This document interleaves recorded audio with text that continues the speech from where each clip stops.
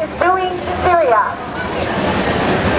I would like to start by reading to you from a U.S. Iraq veteran who recently spoke out against U.S. imperialism.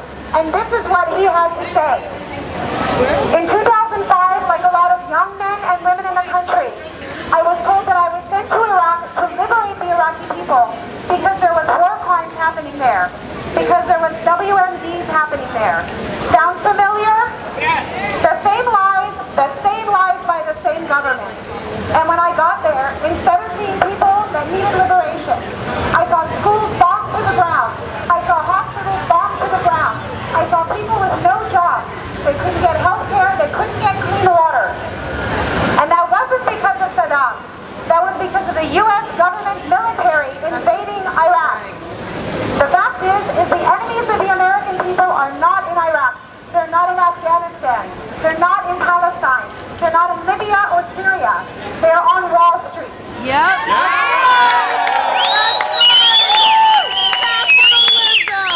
They're not in the poorest countries of the world. They're in the richest countries of the world.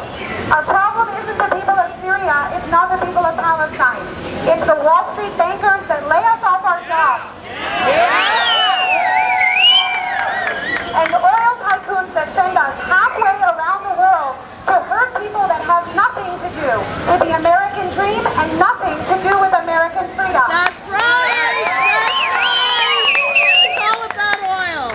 This man, Ryan Endicott, finished by saying, not one more dollar, not one more bomb, not one more bullet. Stop American imperialism. Yeah!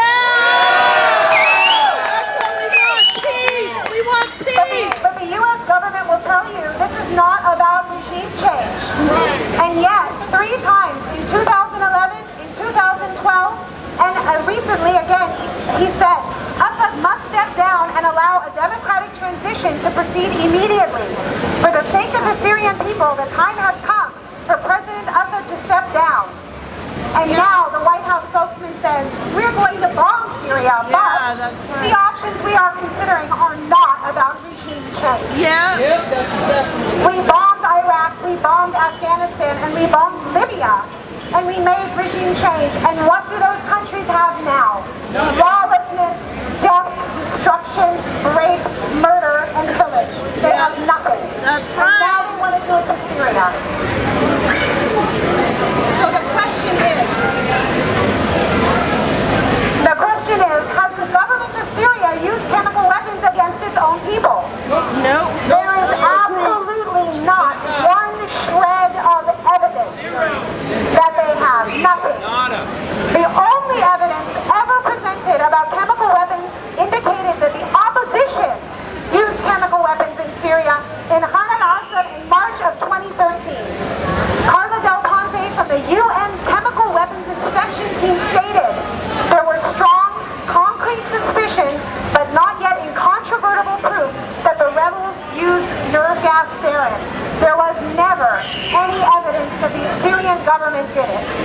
Meanwhile, in the U.S., the government's response is the Syrian government used chemical weapons.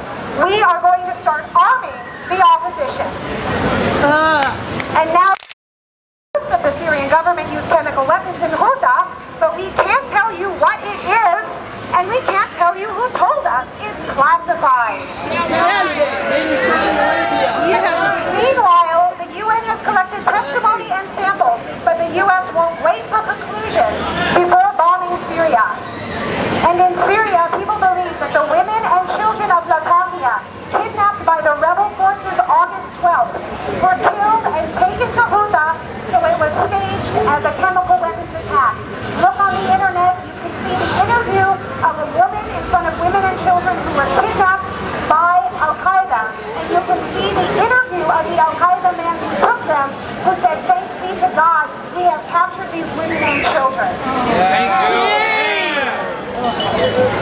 So, what do we want in Syria? What is this war all about? I'll tell you first what this war isn't. This isn't a civil war. This isn't half of the country fighting the other half of the country because they hate each other.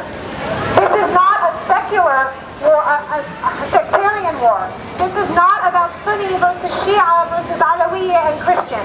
In Syria, all of of the groups have gotten along together since the beginning of the nation. Sunni, Shia, Christian, and Alawite get along, all of them together. We don't even say, I am Sunni, I am Shia. We say, Ana Suri, I am Syrian. We say, Nahna Syria, we are Syria. And this is not a popular uprising against a tyrant. There are 22 million people in Syria. They say 1 billion of them have fled. That means that 95% of the Syrians still live in the country. There's an army of less than 200,000 Syrian army versus 21 million people and a bunch of foreign jihadists from Al-Qaeda and Muslim Brotherhood. If this were a popular uprising, how would the Syrian government still exist after 3 years of this war? This is the biggest lie perpetrated by the American government. Yep.